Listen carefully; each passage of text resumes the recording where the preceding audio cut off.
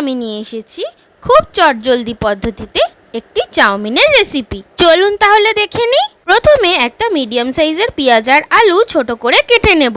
এরপর কড়াইতে অল্প পরিমাণে সাদা তেল গরম করে এক মুঠো বাদাম আমি ভেজে নেব। এরপর ওই তেলেই আমি একটা ডিম ফাটিয়ে তাতে অল্প নুন দিয়ে ঝুড়ো ঝুড়ো করে ভেজে নেব। দেখুন ঠিক এই রকম ভাজা হতে হবে।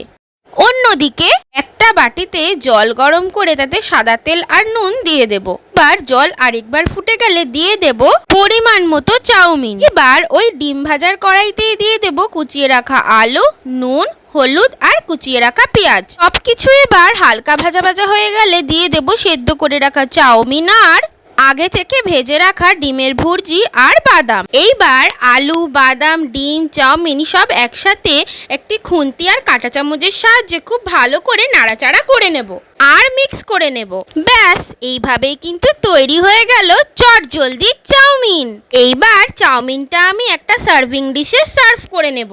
দিয়ে দেব তাতে কুচিয়ে রাখা শসা, দিয়ে দেব এর মধ্যে রাউন্ড রাউন্ড করে কেটে রাখা পেঁয়াজের টুকরো, দিয়ে দেব এর মধ্যে গ্রিন চিলি সস। আপনারা চাইলে গ্রিন চিলি সসটাকে স্কিপ করতে পারেন।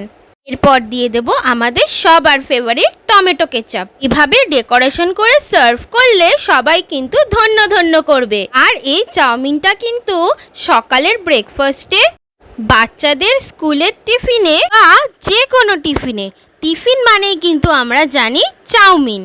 এরকম চটজলদি ভাবে যদি বানিয়ে নেওয়া যায় তাহলে তো আর কোনো কথাই নেই। আর হ্যাঁ, এটা কিন্তু বিকেলের স্ন্যাক্সেও খুব ভালো যায়।